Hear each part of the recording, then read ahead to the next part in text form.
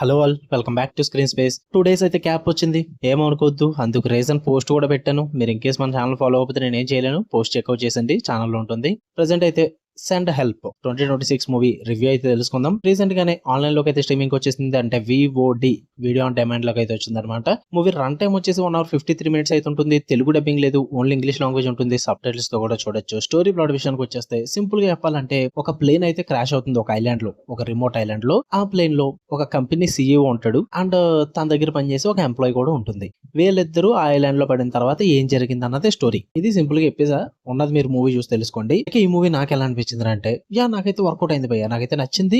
But ఇంకొంచెం impact create చేస్తుంటే బాగుని అనిపించింది. మంచి స్టఫ్ అయితే ఉంది మూవీలో, ఎంటర్టైనింగ్ పర్పస్ గా. కొన్ని ఎలిమెంట్స్ కూడా సాటిస్ఫై చేసి ఉంటే ఓవరాల్ గా అదిరిపోతున్న మూవీ. బట్ ప్రెసెంట్ అయితే బాగుంది. పాజిటివ్ విషయానికి వచ్చేస్తే పర్ఫార్మెన్సెస్ భయ్య, మెయిన్ గా రేచల్ మెకాడమ్స్ పర్ఫార్మెన్స్ అయితే సూపర్ గా వర్కౌట్ అయింది.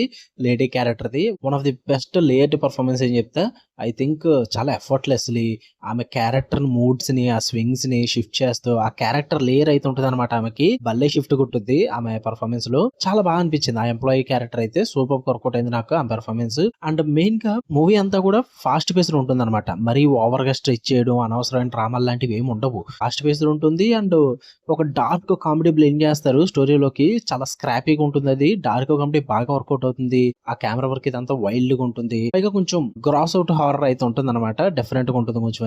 అది బాగా హుక్ చేస్తుంది మిమ్మల్ని ఆ డార్క్ కామెడీతో కలుపుకుంటే. అండ్ పేసింగ్ కూడా బాగా వర్కౌట్ అవుతుంది.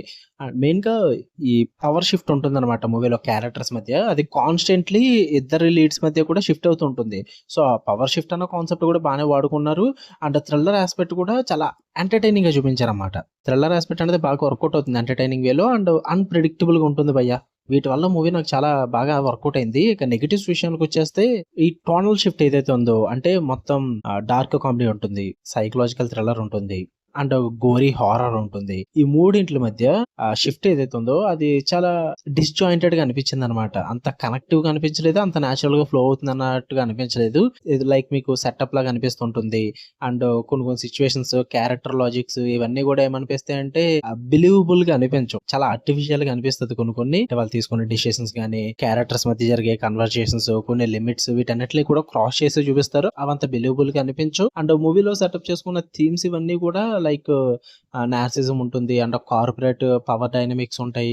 వీటన్నిటిని ఏదో టచ్ చేసి వదిలేస్తారు కానీ మరీ ఎక్స్ప్లోర్ చేసి అయితే చూపించరు అన్నమాట. ఓవర్ ది టాప్ అయిపోతే కొన్ని చోట్ల. అండ్ ఎంటర్టైన్మెంట్ పర్పస్ కే ఏదో అలా సెట్ చేసుకుని వదిలేస్తారు. వీటి పరంగా కొంచెం ప్రాబ్లం అనిపించింది నాకు. ఇలాంటివి ఇంకా ఉన్నాయి. వీటన్నిటిని కూడా ఫుల్ గా సాటిస్ఫైడ్ గా సెటప్ చేసి ఉంటే ఇంకా బాగా వర్కౌట్ అవుతుంది మూవీ అన్నది. బట్ ప్రెసెంట్ అయితే నాకైతే వర్కౌట్ అయింది. సరదాగా మంచి డార్క్ కామెడీ ఉన్న ఒక క్రేజీ ఎంటర్టైనర్ చూద్దాం అనుకుంటే ట్రై చేయండి. ఫ్యామిలీతో చూడొద్దు, అడల్ట్ కంటెంట్ అయితే ఉంటుంది. ఓకే, మీకు కనుక వీడియో నచ్చితే లైక్ చేయండి, షేర్ చేయండి, మీ ఒపీనియన్స్ కూడా కామెంట్ చేయండి. మళ్ళీ నెక్స్ట్ వీడియో కలుద్దాం. అంటే దాని లవ్ యూ ఆల్, బాయ్.